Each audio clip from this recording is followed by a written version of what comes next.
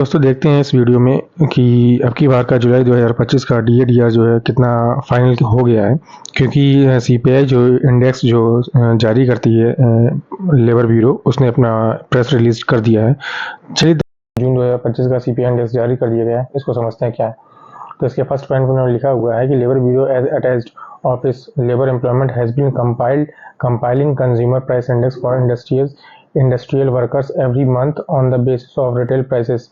इन्होंने बताया first point में कि जो लेबर ब्यूरो है किस तरह से इंडेक्स को कलेक्ट करती है। ये हर महीने जो है रिटेल प्राइसेस लेती है और उससे कलेक्ट करती है किसके द्वारा, जो इसकी 88 संस्थाएं जो है सेंट्रल की और उसकी 317 मार्केट्स है, इनके द्वारा जो है ये रिटेल प्राइसेस को कलेक्ट करती है और उसी के द्वारा ये है ये इंडेक्स प्राइस को जारी करती है।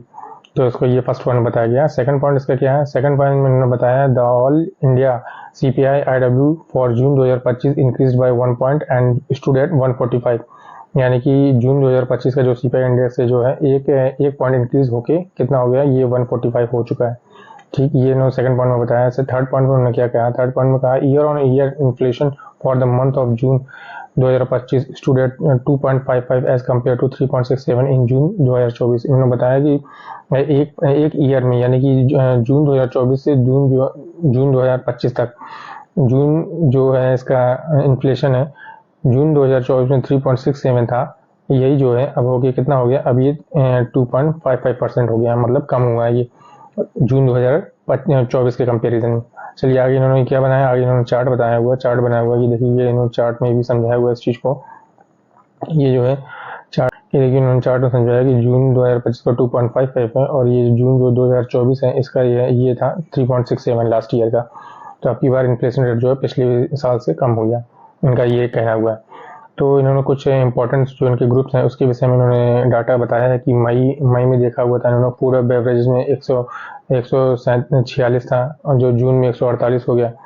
फिर पान सुपारी टोबैको में जो था मई में 166 था, लेकिन ये जून में 167 हो गया। तो क्लॉथिंग हो गया, हाउसिंग हो गया, फ्यूल और लाइट हो गया, इन सब का इन्होंने डाटा कलेक्ट करके एक एवरेज निकाला। तो मई में जो निकल के आया था इसका सीपीआई इंडेक्स जो 144 था, लेकिन फाइनली जून में निकल के आया 145। तो इस हिसाब से इसका आपकी बार कितना बढ़ गया, इसका इस हिसाब से इसका एक इंक्रीज हो गया पूरा पॉइंट। इसका एक पॉइंट इंक्रीज होने के बाद से इसका कहाँ पे हो गया, ये वो 145 आ गया। आगे देखते हैं, इसमें इन्होंने देखिए कुछ चार्ट बनाए हुए हैं, चार्ट के दौरान इन्होंने समझाया इसको। चलिए अब हम लोग समझते हैं कि जब ये 144 से 145 पे हो गया तो डीए और डीआर जो है कितना परसेंट इंक्रीज होगा। चलिए इसको समझते हैं कैलकुलेटर, डीए कैलकुलेटर के द्वारा हम लोग कैलकुलेट करके देखते हैं कि डीए जो है सरकार के द्वारा अपना कितना इंक्रीज किया जाएगा। इसमें आप देख पा रहे हैं, देखिए इसमें 3 टेबल बनी होती है, एक मंथ रहता है आपका और ये सीपीआई इंडेक्स होता है जो 2001 से चल रहा है, उसी को अपना रेफरेंस इन्होंने बना के रखा है, उसी से ये कैलकुलेट करते हैं और इसमें लिखा रहता है कि डीए परसेंट मंथली कितना इन्होंने इंक्रीज किया है। ठीक है, ये इनका पिछले साल के डाटा है। हम लोग आगे चलते हैं, आगे देखते हैं, ये 2019 से डाटा है।